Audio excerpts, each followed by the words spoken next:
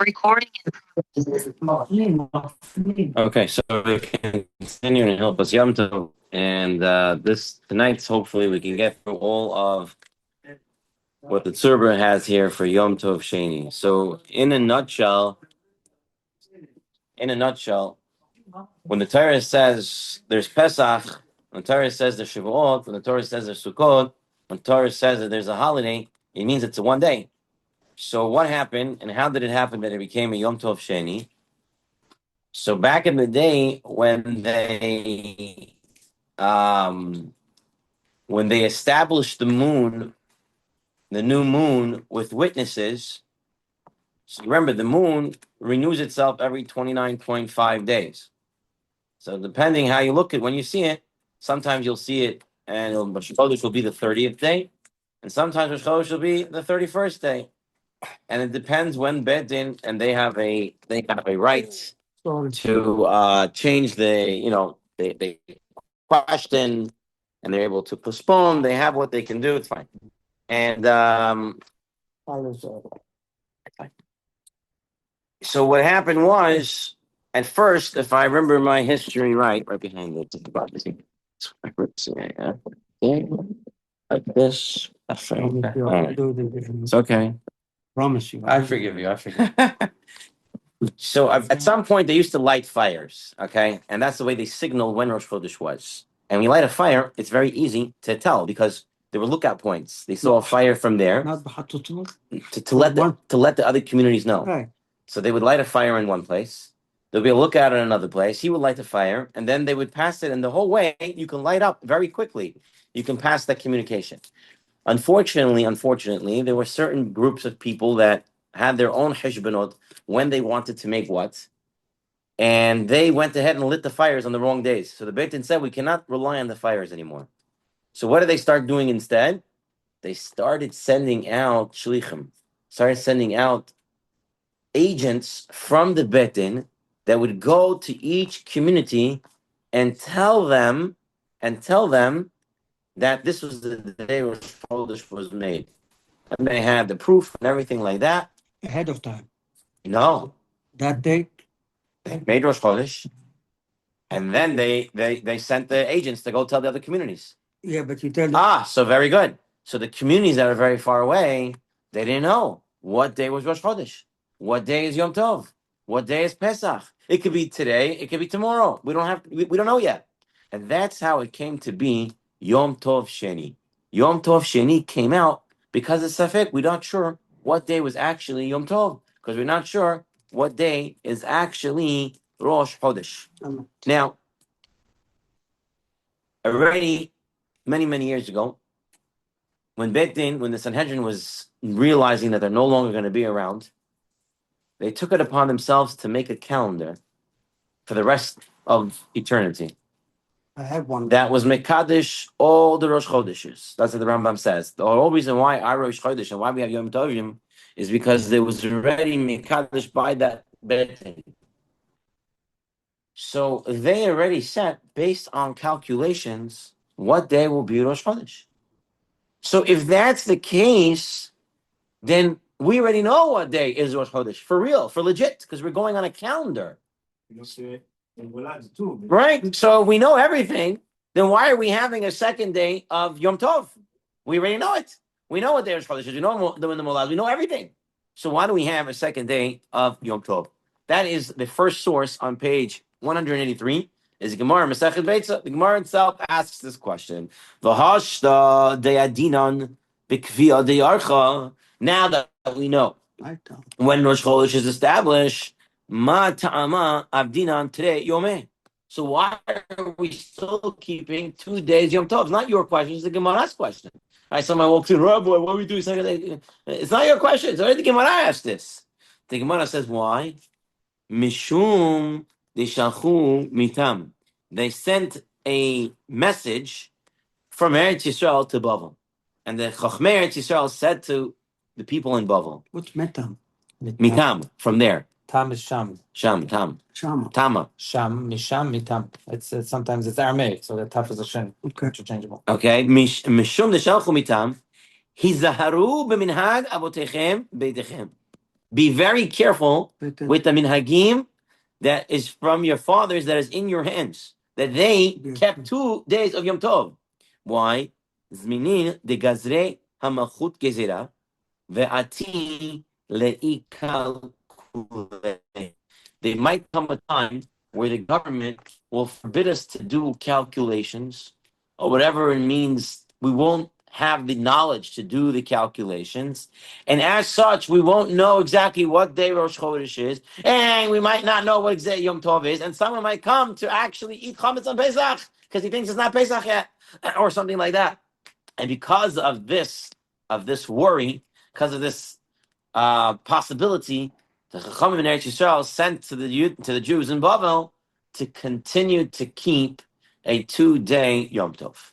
Question for Shevach's sake. If somebody in Babel now moves to Eretz Yisrael, but his parents' minhag was to keep 2 days, how many days does he keep in Eretz Yisrael? Right. So he's now a resident of Eretz Yisrael. Sure. So he keeps 1 day. Minhag Avotenu. What do you mean? Minhag Avotenu in Chutz La'aretz. Minhag Avotenu in Chutz La'aretz. Makom. No, that's all I want to point out. Now, it's actually very interesting. The Ritva and the Rashba have a machlokes here. It has nothing to do with this issue. Same thing. The Ritva and the Rashba have a machlokes here. Which communities have to keep 2 days Yom Tov, and which communities don't? If you take a look at note 31, he brings here as follows. The Ritva explains that since historically, the majority of communities in Eretz Yisrael knew which day was declared Rosh Chodesh, and the majority of communities in Chutz La'aretz did not know, it was instituted that we should follow the majority. The Rambam, on the other hand, says 2 days are observed everywhere except in those places where it was historically known that messengers would reach them before Yom Tov.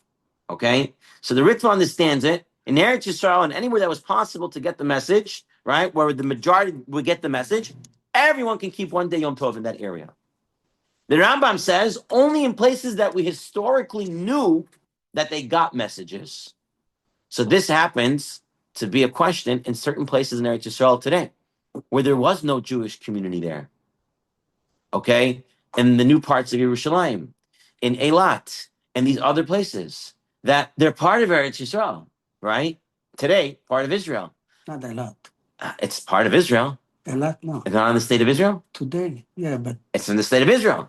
Parts of Yerushalayim were not populated or not Jewishly populated back in the day when they send out the Sanhedrin. So what do you do? So it's actually Machoket Poskim. Some Poskim say, like the Rambam, anywhere that it's established, you keep 1 day. If it's not, then it's 2 days. So according to them, in Eilat, you would have to keep 2 days. The Ritva says, no. Since they were close enough, and the majority of Eretz Yisrael would keep 1 day, I don't care if they didn't guess. They keep 1 day. Okay? So in the Yalkut Yosef, I believe I saw that he said that in Eilat, they can keep 1 day. It's mahloket. It's a mahloket, but the Yalkut Yosef, Yitzchak Yosef, and Maskana says they can keep 1 day. However, there are other poskim.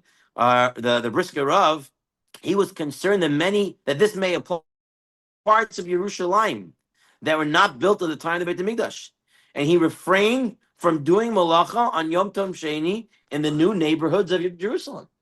Okay, so how far does this apply? Again, today it seems to be any place that is in Eretz Yisrael, it gets 1 day. Any place that was historically known that they got it gets 1 day, and anything outside gets 2 days. Now, even though observing the second day of Yom Tov and Chutz La'aretz, we see it's already a minhag avotenu, and we keep it in our hands, and we do it. The Gemara already tells us that there were certain, leniencies that were put into place already in the times of the Talmud when they had the second day of Yom Tov. What were these leniencies? So a Meimar Shara, he allowed to color the eye, okay, but Yom Tov Sheni Shalosh Hashanah. We want to color. Okay, so very good. It's a bigger market of what coloring the eye is. Pashas Moish Rishonim understand this. It was a medical ointment. It was medicinal, right? It was medicine, but also was makeup. It acted as both. Considered medicine back. Now you're Okay. talking about what we call it cream. Hal Mascara. Yeah. under the eye. Yep. And around the eye. Mascara. Okay. Mascara. I don't know what mascara is, but I know The Amar Shara lemichal eina b'yom tov shel Sheni shel Rosh Hashanah. And Maimar even let them do this on the second day of Rosh Hashanah. Amar levashla Maimar v'Amar Rava, but Rava said, "Ma meit b'yom tov rishon yita'asku bo amamim." When someone, a Jewish person, dies on the first day of Yom Tov, Goyim are the only ones who can take care of the body to prepare the burial. But Yom Tov Sheni yita'asiku bo Yisrael. But on the second day of Yom Tov, since it's a minhag avotenu, we allow for Jews to get involved in it. to go and could do for a Jewish when he died in the first place. They can prepare the burial spots, whatever else prepare that malachos they can do. They're not. I don't know. I'm not involved with burying, but I'm assuming digging a hole is problematic. Digging a hole is always one is ready. Oh, he's always one ready. Because it's not Yeah. They dig a hole. That's what I wrote. It's like a hard mukban. They always have one ready. I don't know. Yeah, but that's if it's a mitzvah. But I'm saying, but if you have a set kever, If you bought it, it's your you own. bought it, and then you call them, and then they have to dig it up, right? So they tell them. How can you call it one on the first day? You Oh, call so- it a goy? I'm saying that's right before Yom Tov. You call, you call a guy. No. So you're allowed. He died on. Let's see the Gemara. Let's see what the point of the Gemara is over here. So over here it says, "Maybe Yom Tov Rishon tasku bo, maybe Yom Tov Sheni tasku bo Yisrael, va'afilu b'shnei yamim tovim shel Rosh Hashanah." And this is so even on the 2 days of Rosh Hashanah, because Rosh Hashanah is always. How do you view Rosh Hashanah? Is it one long 48 hours or is it 2 days? Okay, how do you always view it? So Masha ein ken b'betzah, but that's not true with regard to the egg.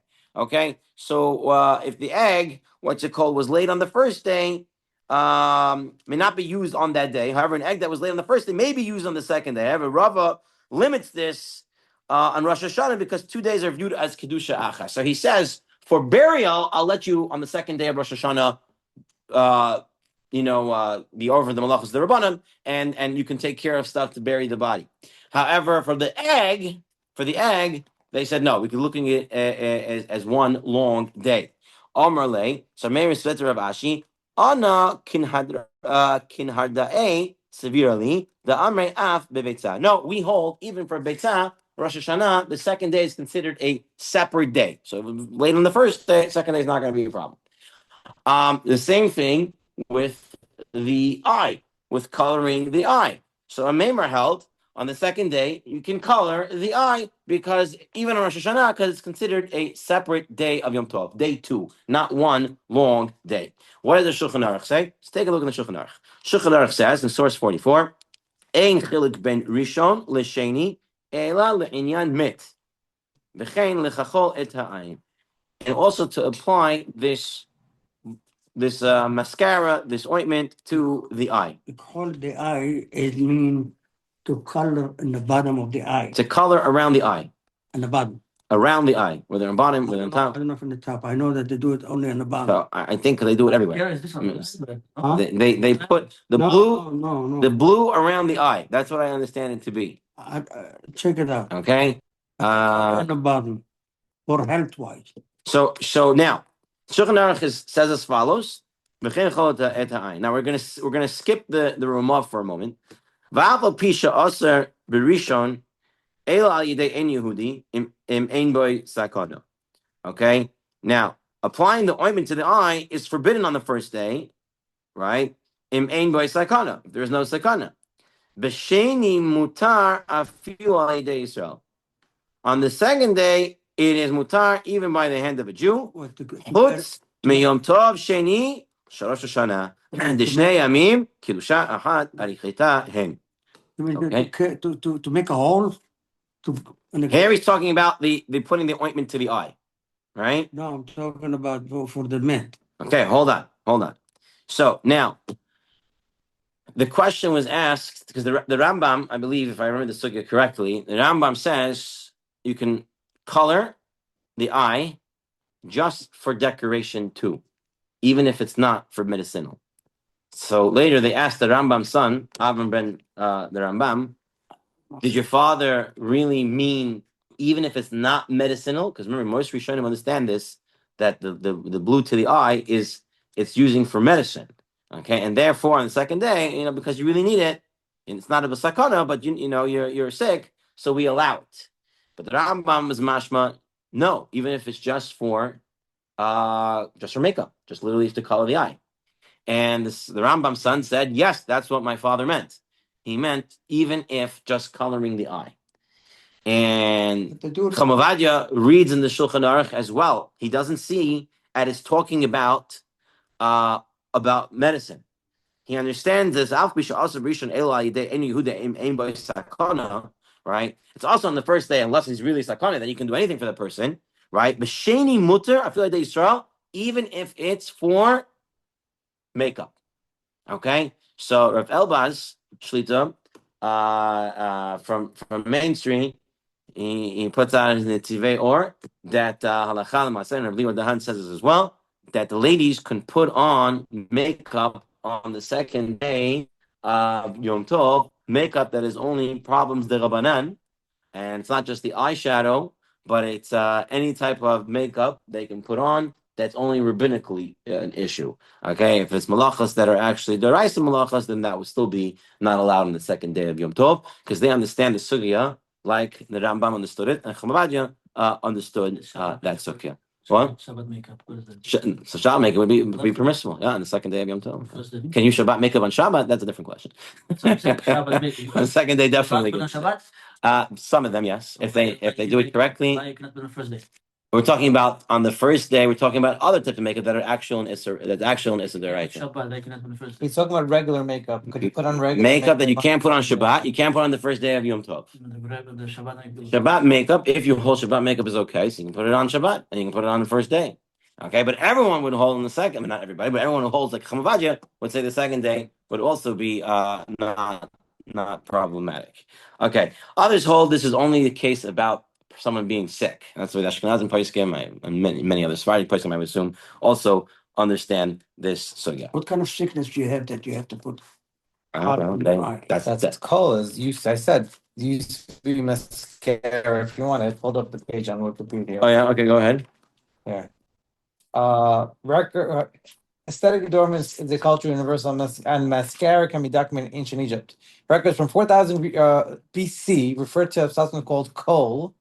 That was used to darken eyelashes, eyelids, and eyebrows. It was used to ward off evil spirit and for medicinal purposes, essentially.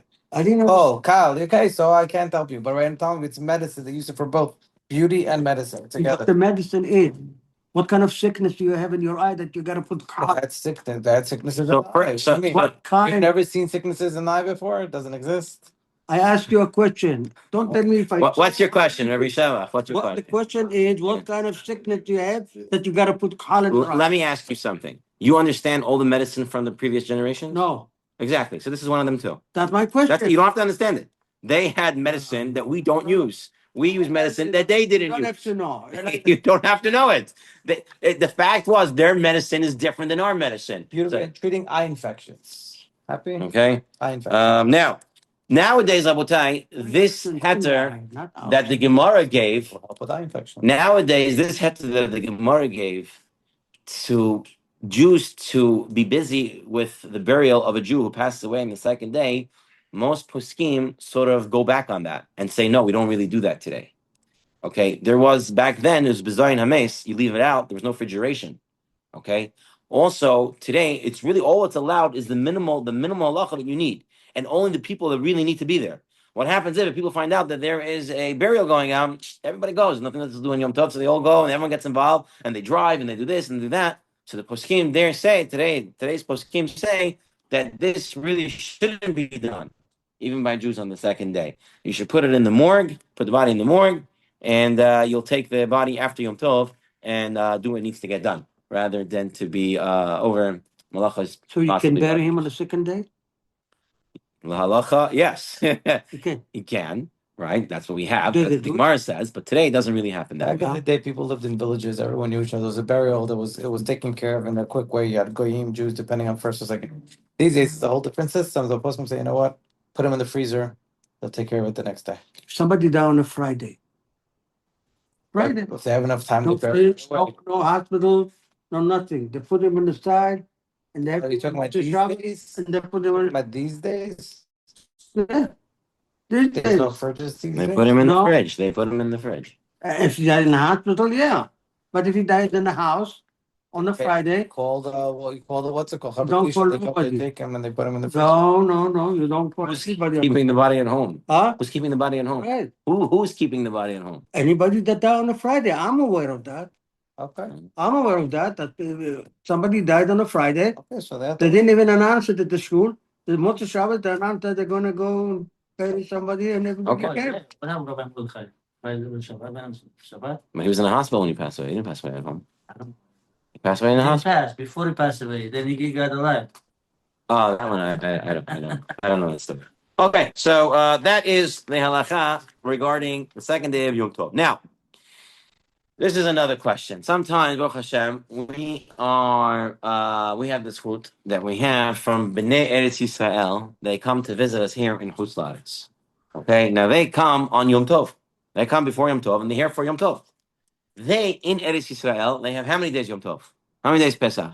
1 day. Here we have 2 days. So, on the second day of Yom Tov, can they do malacha b'tzina? You paskin, yes. I don't know if that's the mainstream psak, but let us take a look.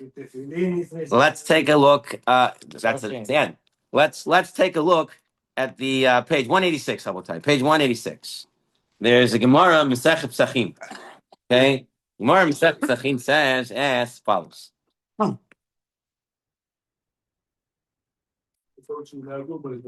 Okay. Yeah. Okay. Here we go. Amar le Rav Safra le Rabbi Abba. Rav Safra said to Rabbi Abba, Kegon anan. In a case such as ourselves, de adinan b'kvi'ah de'archa. We know what day Rosh Chodesh was, so we know exactly what day Yom Tov is. Ba'yishuv lo avidna. It means it's clear. Did I skip something? No. No, Right. we don't. It is clear that we should not perform halacha on the second day in an inhabited area. Okay? In a yeshuv where there's people there in Chutz La'aretz and they have a 2-day Yom Tov, it is pasha that we should not do malacha. Mipnei shinui hamachloket. Because it's a deviation which can cause a conflict. Okay, so a couple important words of the Gemara. Number one, yeshuv. It has to be in a yeshuv, in a place. I believe Rashi on the spot says What's the difference between these? v'nahagu bo iser lo ashana le'eneihem et haminhag. Lo ashana le'eneihem et haminhag. So you shouldn't change to their eyes the minhag. So Rashi says it's a problem of them seeing it. Right? That's what you're going with Sinna. That's going to be the Ran and others.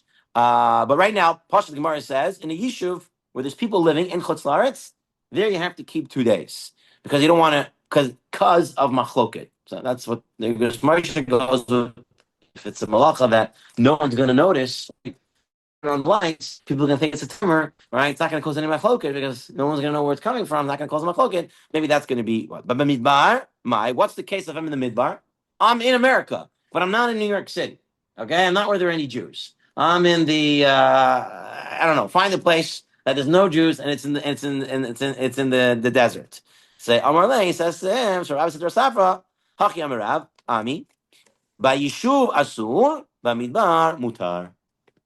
If you're living amongst other people, right, and people Chutz La'aretz are keeping 2 days, you have to keep 2 days. You cannot make your own stuff. If you're in a place in Chutz La'aretz where there's nobody else and you know which day Yom Tov is, you can keep 1 day of Yom Tov. Okay, so that is this Gemara. Now, earlier in the Gemara, a few lines up, there is another story over here. So take a look in source 46 on page 187. Okay, so here we go. When Rabbi Bar Chana came from Eretz Yisrael to Bavel, Achal Daitra. He followed his minhag of Eretz Yisrael to eat a certain fat on the animal, the straight part of the animal's stomach, which in Bavel they said was usher to eat. And Eretz Yisrael, they ate it. And in Babel, they didn't eat it. So when he came to Babel from Eretz Yisrael, he kept his minhag and he ate it. Uligabe Rab Avirash Sava Beraba Berei Derav Huna. One day, as he was eating this fat that is also in Babel, they didn't eat it. They came to Eretz Yisrael, and Eretz Yisrael, the Jew, he continued eating it. Avira, the elder, and Rabbi, son of Huna, visited him. Kivon the Chazinu Kaseh Minayu. When he saw them approaching, he quickly hid the fat. I don't know how they would tell what fat it was. Maybe there was some simon on it. I don't know. Maybe they were more knowledgeable of the anatomy, the anatomy of the animal and what fats came from where. However, he hid it. All right, he's not supposed to be eating it. They're in Babel, so he hides it from them. Atuba Amru Leila Abaya. Oh, wait a second. So that's what you have too, right? That's the first part. Okay, then you have the Rabbi Bar Chana late ha ditnan. And does Rabbi Bar Chana not hold to this ruling that we learned in our Mishnah? Notnin alam humrei hamakom sheyatza misham vehumrei hamakom shehalach lisham. Don't we have this halacha that you have to keep the chumras of your place that you left, and you have to keep the chumras of the place that you came to? That's what he meant to take the Rabbi Sheva. Right? Take the Chumrah from Okay, so hold on. So listen, when they have the three dots there in the Tzurba, that means he's skipping lines in the Gemara. He's getting to the crux of the issue. So Rav Ashi Omar, Rav Ashi says, Hani mili, hechan de'en dato lehazor. It all depends what this guy's intention was. Okay? If he wasn't planning to go back, in such a case, he keeps the chumras of Eretz Yisrael and he keeps the chumrah of Babel.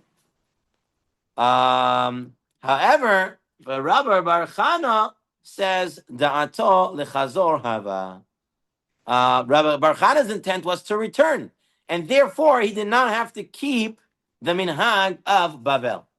So according to this Gemara, what? It all depends if I'm planning to go back or not. If I'm planning to go back, I don't have to keep your chumras here. Okay? If I'm planning to stay, then I have to keep your chumras and the chumras where I came from. I think it's skipping a part where if you're planning on staying there, then you could drop the chumrah from where you came. No, Possibly. I'm just playing out the Tzurba how he wants you to understand it. So the Tzurba wants you to understand it this way: that this Gemara is telling us that Rabbi Bar Chana, why was he allowed to eat the fat that is also in Babel? He was allowed to eat it because Da'atol Hazor. His mind was to go back to Israel. Also, he was an Eretz Yisrael Jew. He was allowed to eat it. So why did he hide it? So why then were the Amoraim convinced that a resident of Yisrael cannot perform halacha in the diaspora in private on the second day of Yom Tov if he intends to return to Eretz Yisrael? So Tosefot explains, listen, really you're allowed to do things in private. That's what you're going back to. You're allowed to do things in private. But you know why malacha they don't want you to do even in private? Because malacha becomes noticeable. This malacha is loud in nature. What's noticeable? People notice it. It's makir. It's noisy. Oh, People hear it. People know it.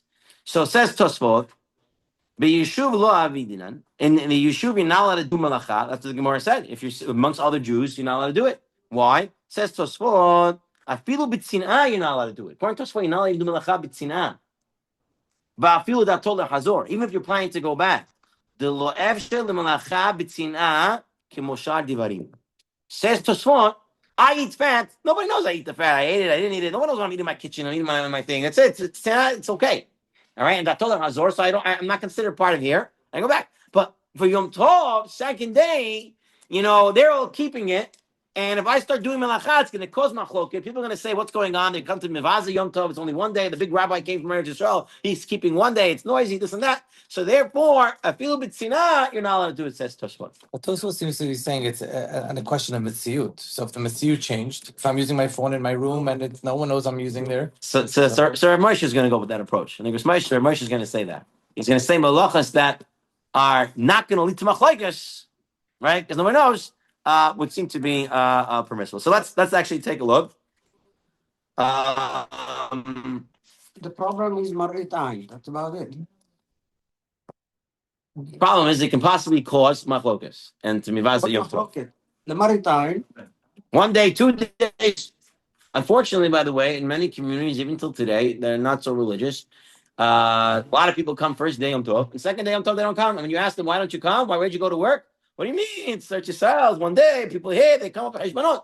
So we have to be very careful. That's not Marit Ain. Okay, so let's just take a look at the box on page 187. It's a bizayon to second day of Yom Tov. If you imagine you have all the Israelis come, they don't keep saying it's a Yom Chol altogether. That's right. It's going to weaken second day of Yom Tov for everyone else. It becomes a joke. We're going to see. The Chachamim don't want you to give them a halal before Hesed because we don't want it to become a joke for the Chutz La'aretz. Why are you going that far? No, that's what the Gemara says. That's the halakha. The halakha is as follows: on a second day of Yom Tov, Bnei Eretz Yisrael, we're going to see it soon, are not allowed to get together and make a minyan. Okay. They're not allowed to make their own minyan because they're davening what? Chol. Right. And we don't want them to do it because everyone's going to be mevazing Yom Tov afterwards. They're davening Chol. They're still davening Chol. The opposite. When you go to Israel and you make a minyan of Chutz La'aretz. Right. So Rav Yosef Kara dealt with that in the Avkat Rochel. We're going to see it. Let's get there. Let's get there. Where? Let's get to that halakha. You're not letting me get there yet. But that isn't the same issue. You have to walk up the steps. Yeah, you got to go through it. You can get hurt. All right. Page 188, source 48. Shulchan Aruch. Bnei Eretz Yisrael shebo l'chutz la'aretz. Okay, Bnei Eretz Yisrael that come to chutz la'aretz. It's asurim la'asot melacha b'yom tov sheni b'yishuv. They're not in malacha on the second day of Yom Tov if they're in an inhabited area. I feel that atol lechazor, even if they're planning to go back. B'chol zman shelo hegia liyishuv, they didn't come to a settled area. I feel ein atol lechazor, even if they're not planning to go back, but they're still not in an inhabited area. Mutar because still he's not part of them yet. He's not in their inhabited areas. If he's now in their place, to go back there to Israel.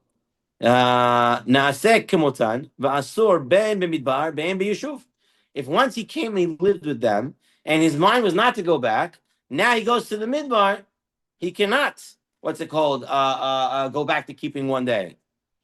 The chol chutz l'tchum ein notin alav chomrei makom shalach lesham. The Shas Shulchan Aruch, what's considered a yishuv? A yishuv is all the inhabited area, and it's tchum, and it's 2,000 hours in the directions. Okay, so that is that is considered the yishuv. Says the Mishnah Berurah. Okay. Yeah, what do you want to add? No, what I want to say that if we have everybody came to Brooklyn and they're all Israeli, and they can make a minyan, right? For what? As an Israeli. For what? Whole. Second day. Second day. Asur. But they all. Who cares? They're all together. There's no bizayon. Asur. The only hat you can find, some say that if a resort like a hotel is catering only to Israelis, tourists, okay? And there's no one else from, like they say in certain parts of Europe and in certain parts of the Middle East where they go to for vacation, and the whole hotel is taken out by Israelis, and there's no one that from that yishuv that's there, since it's a private place, maybe you have what to rely on. But the Pashtas, the Israelis are not allowed to make a minyan, asur, to them to make a minyan on second day of our Yom Tov. So how are they going to pray? Yeah, they're davening with us. Let's get there. We're not up to tefillah yet. I will say. All your answers are on the way, but you're not letting me get there. Okay. Let's go through it. Okay. Next, Mishnah Berurah says the one may perform on the chav. One leaves a settled area after arriving, or when traveling to settled in Chutz La'aretz, we're only going with. Okay. So what happens? I come to New York, but I come for exile to New York, but I come to a place in New York, I don't know if it's possible, but a place where there's no Jews. It's entirely inhabited by Goyim. So there's no yishuv of Jews. So says Mishnah Berurah, you don't have to keep 2 days, 1 day. Right? Like in the midbar. There's no right. If I'm in a place in America where there's no Jews at all, right? The Yom Tov Sheni over here, Yom Tov Kilchator, Fried, he says what happens if I end up in a place in America where there are Jews, but all the Jews are non-observant, right? They're all conservative reform, right? They're Jews. They're still Jews, but they're all non-religious. That's what they're talking about. So is that still midbar? Does he have to keep 2 days or 1 day?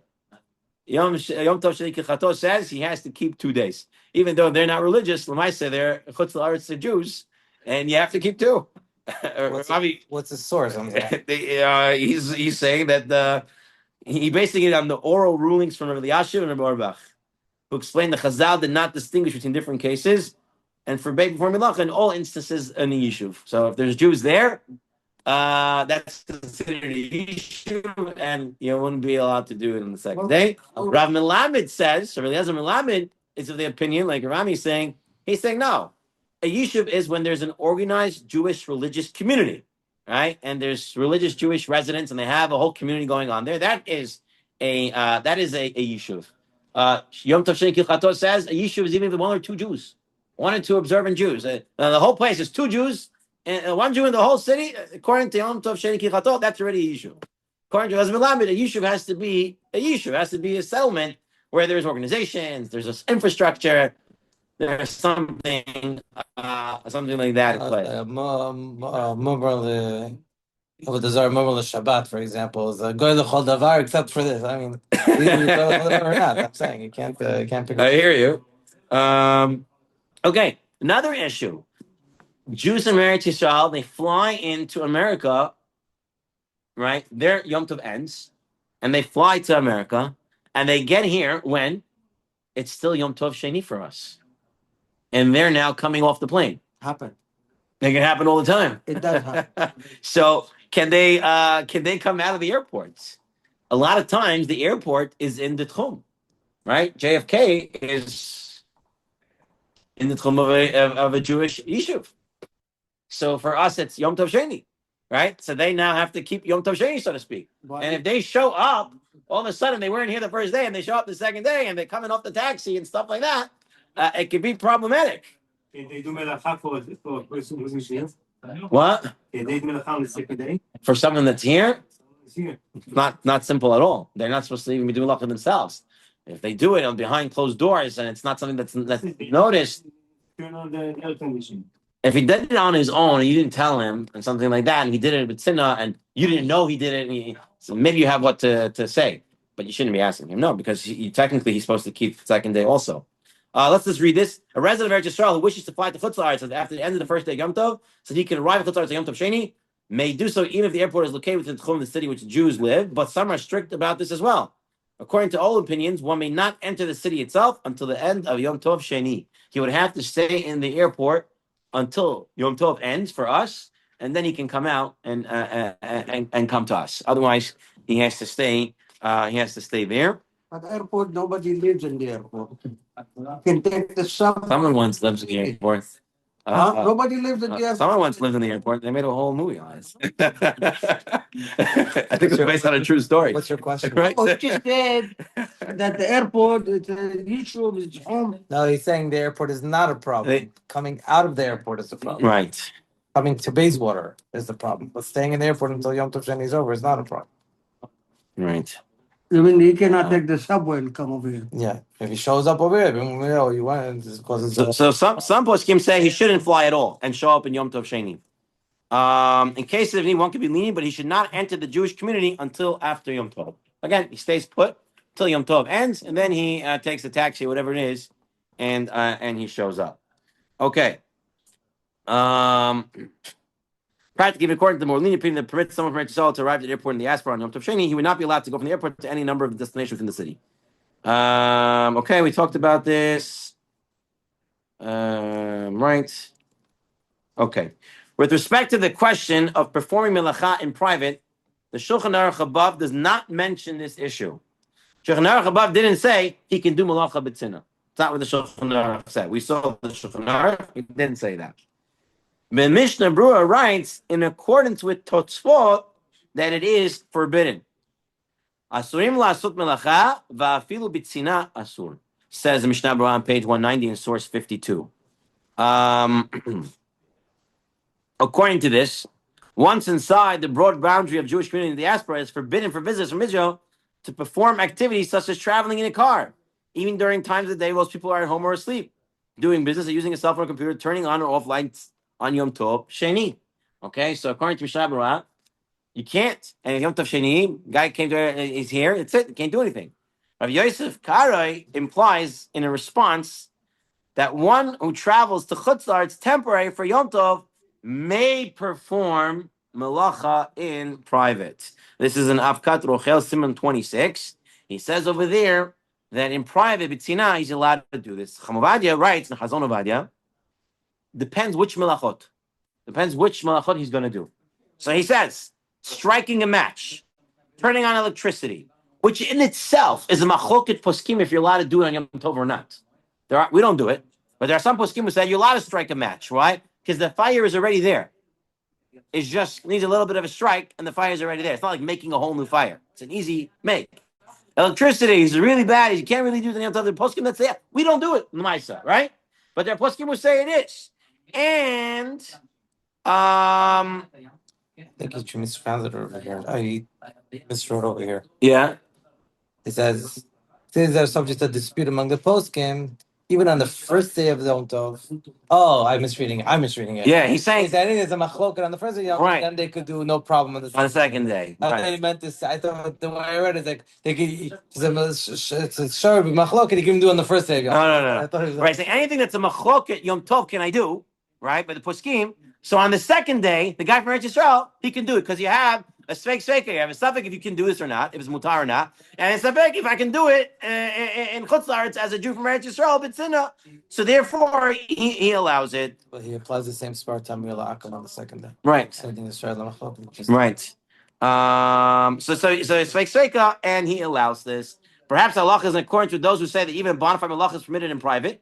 Maybe allowed to even do melacha b'tzina. And even if we follow the view to say this is forbidden, perhaps muksa and other activities that are dispute is permitted on the second day of Yom Tov. So Chamavadia, for certain melachot, like lighting a fire, like turning on electricity and stuff like this, if they're done b'tzina, he allows for it.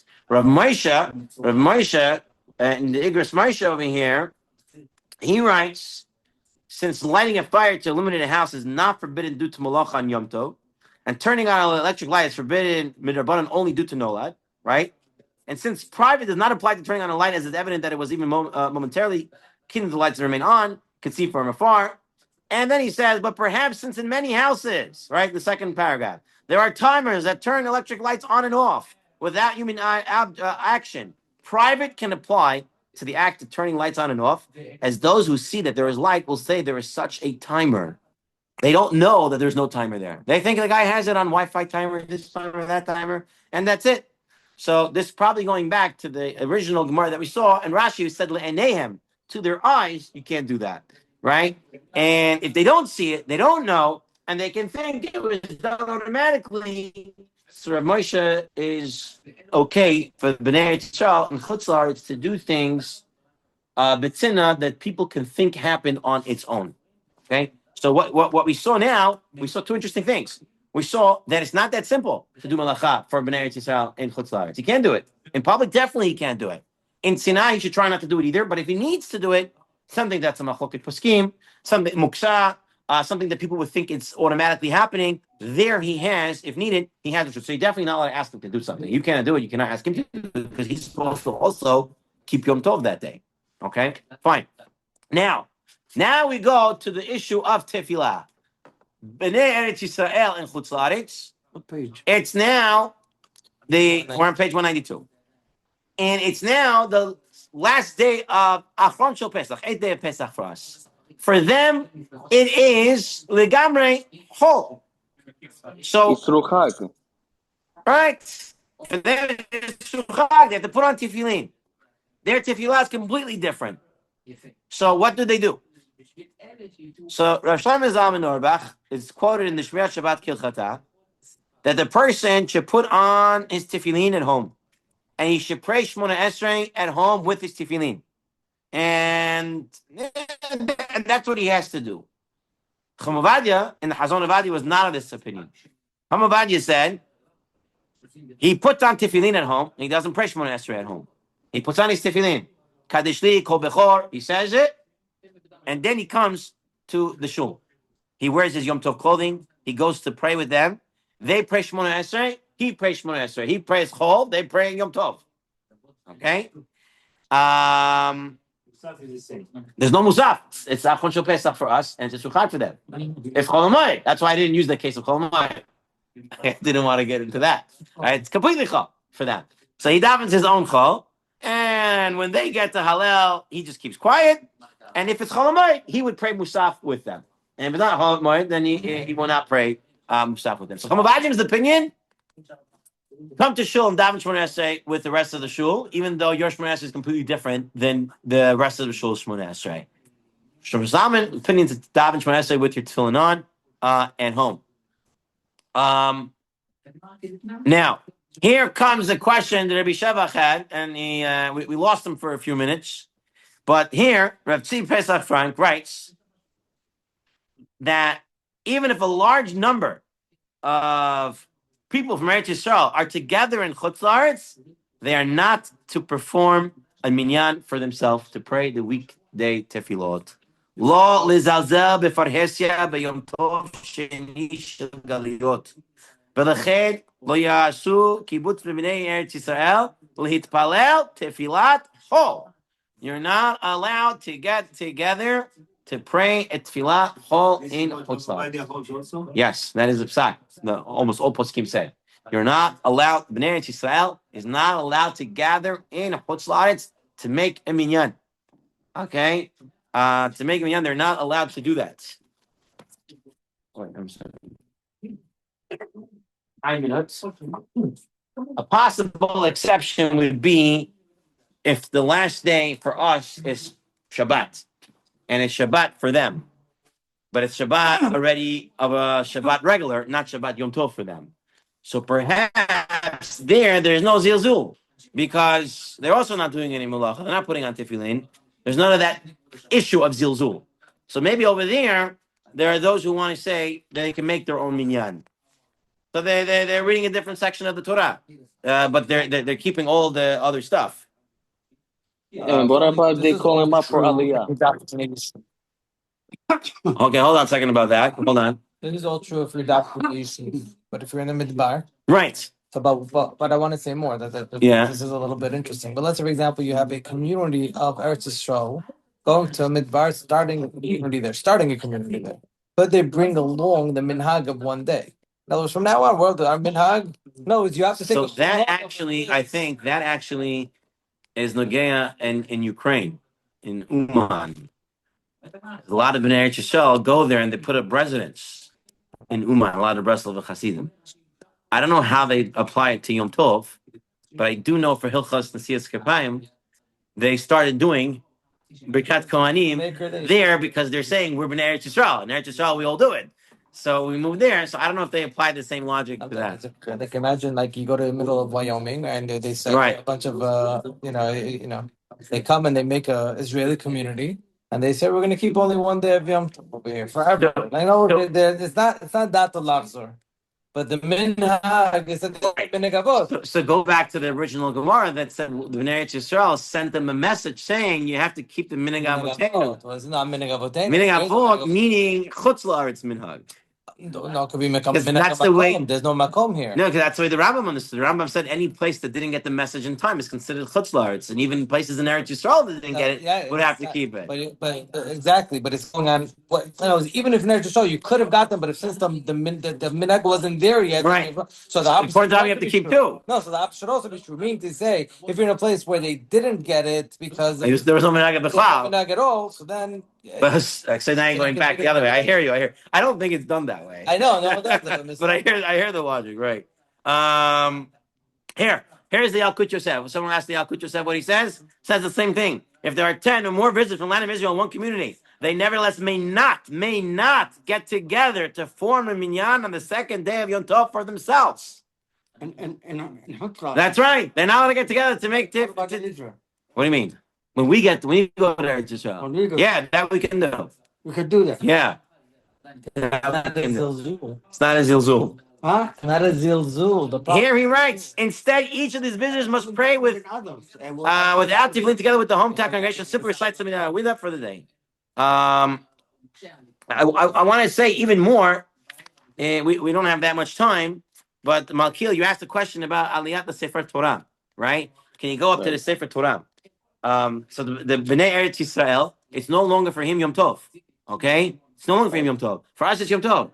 L'halakha, we're not allowed to call him up to the Torah because he has no din of Kriyat Torah that day. If he's a Kohen, He has no din of Kriyat Torah that day. Kohen. I don't care what he is. What is falling on the You can't call him up to the Torah because he has no chiyuv of Kriyat Torah. Okay? So he cannot go up there. I want to tell you even more. Chamuvadia held that if you have 9 Jews, of Chutz La'aretz Jews, okay, and there's one Bnei Eretz Yisrael Jew, according to Chamuvadia, you do not have a minyan for Yom Tov. Yom Tov. I have 9 Jews from Bnei Chutz La'aretz. I have 1 Eretz Yisrael Jew. I do not have a minyan, and you cannot daven. Everyone has a chidut. Because that guy's chiyuv tefillah, is a chiyuv of a chol. My chiyuv tefillah is chiyuv yom tov.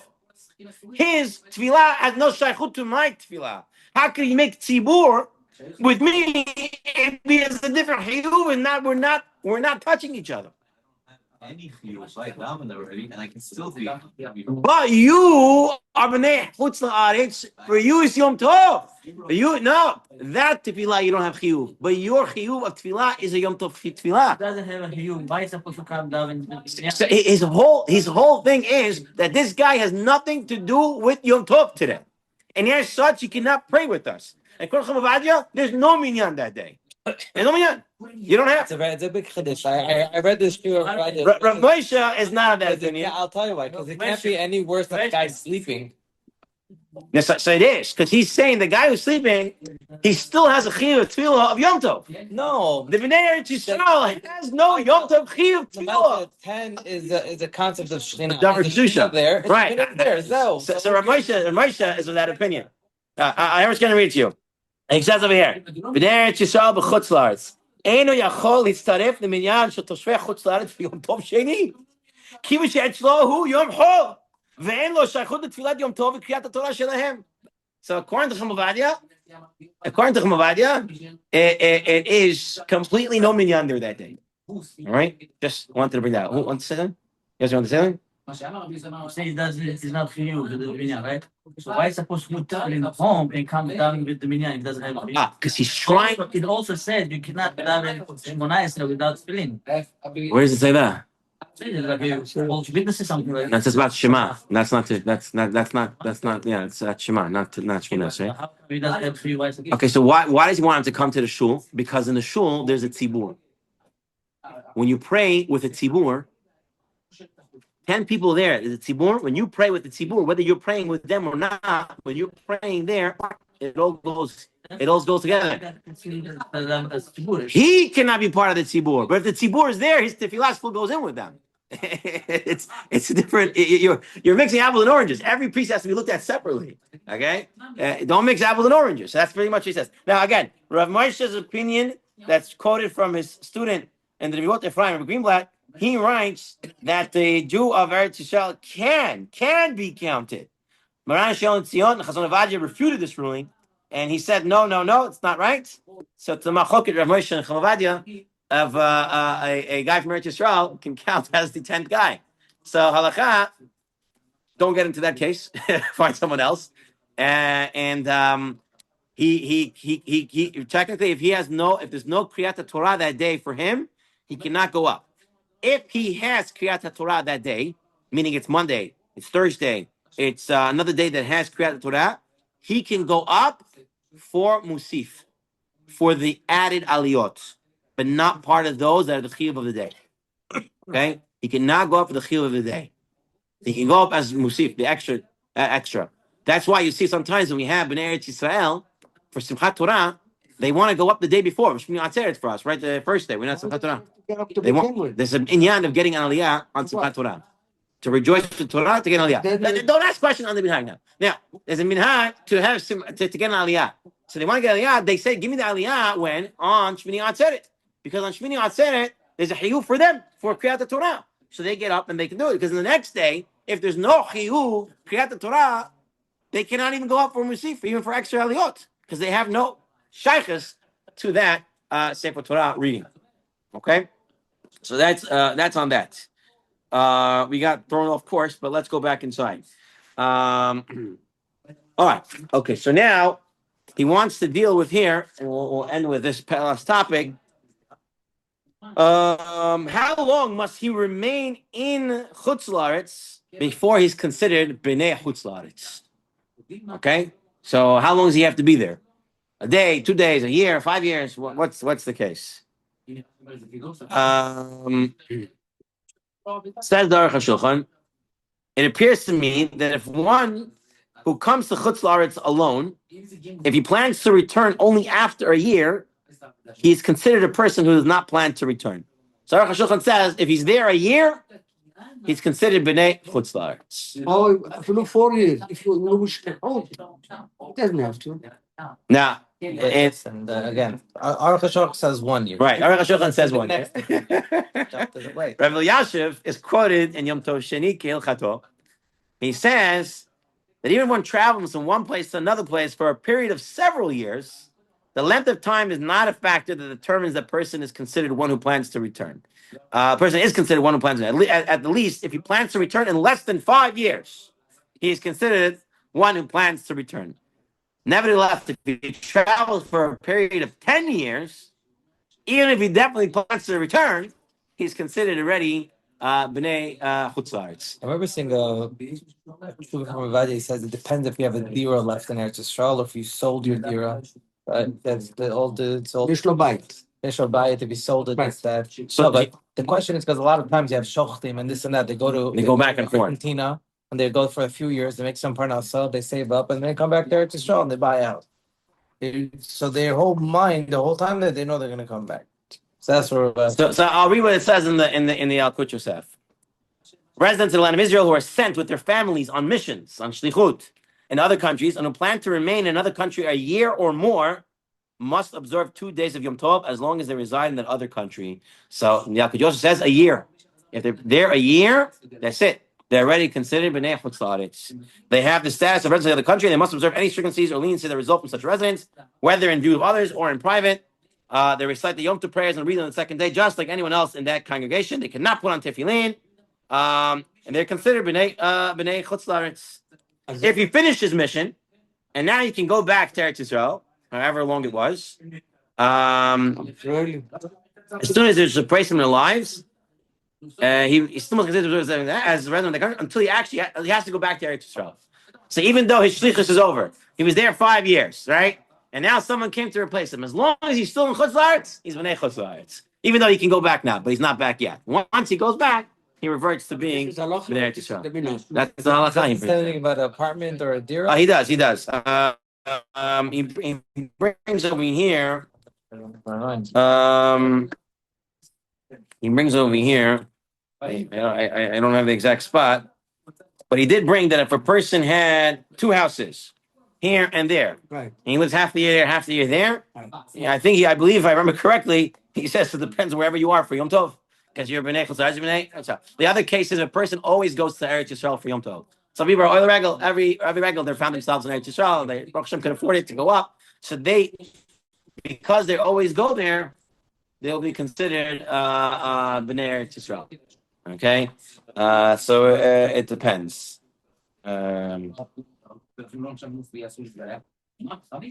Okay, so if you have a house in Israel yeah, and you actually over here, you consider it as what? But you're over 5 years. No, but he's saying no. Then you're here. He's saying if you're traveling back and forth constantly. You trust. No, it's because it's not like I go on vacation. What he's saying. No, I go every Chatzi. Shloshar Galim. I go to Israel, but I come back here. I work here. I have business. He's saying so when you're in Eretz Yisrael for he's saying so. where you are, right? Where you are. In this case, this is now we're not asking over here. It's such a question you have to talk to a Rav one-on-one. We're talking about your situation. Every situation is different. But I'm giving you the story. I'm saying yes. Somebody has to come. So I'm not Rabbi positive. Moshe? Yeah. Of Moshe Would capacity. they be allowed to enter amen to the Chazara or no? The guy who is B'nai Eretz Yisrael was listening to a Chutz La'aretz. Can he Yeah, in our answer? case, yes. Amen. He's answering amen to a bracha. He's not being yotzeh through that bracha. He's answering Baruch Hu Shemo and amen. Yes, not a problem. Yes. He has to. Right. He doesn't have to refrain.